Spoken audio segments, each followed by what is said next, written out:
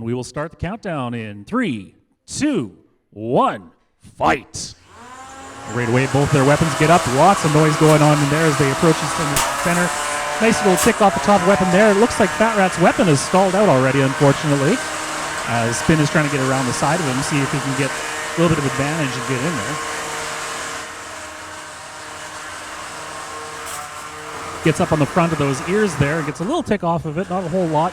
Those little pop can pieces that he's using for the ears there can simply bend out of the way, which is good. Oh, Fat Rat gets bumped off of the big blue saw over there in the corner, and oh no, Spin gets pinned up against it, takes a hard hit from the back, flies over to the other side, now taking off one of the ears.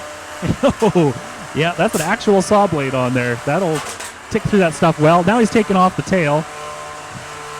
Hopefully he can bring that one back and see how much he can get for it. The one wheel start to come apart a little bit.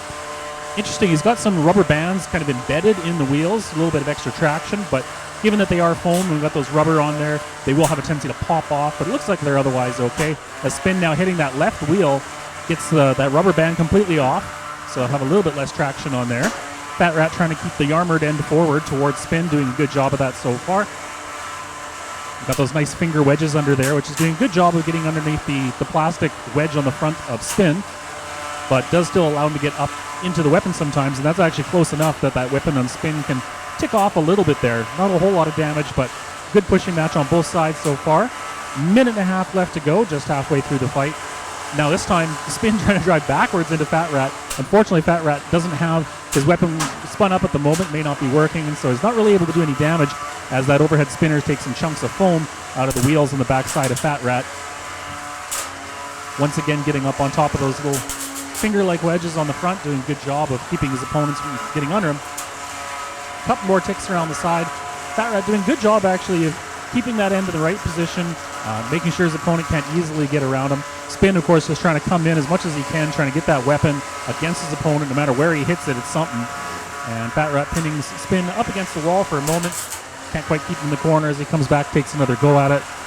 Fairly slow bot there, Fat Rat, but it's able to keep up with his opponent. Gets underneath it for a moment, and that big spinner, all that momentum in there, keeps the front end way up in the air, so Danny's got to take that down, get back on his wheels, and try and take another shot at it.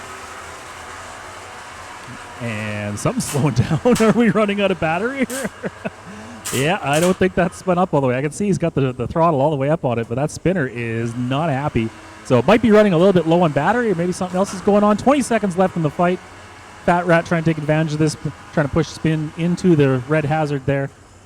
Getting him up against the wall, holding him in place. He's got 10 seconds left on the clock, and that's how loud he's allowed to hold him for, so I don't think he's going to be doing anything at this point with 5, 4, 3, 2, 1, and time's up. Let's hear it for both of our competitors, Daniel and Baxter, with Spin and Fat Rat. Now, unfortunately for our judges, of course, the very first fight goes to a judge's decision. And judges have decided the win goes to Spin. Congratulations, Daniel.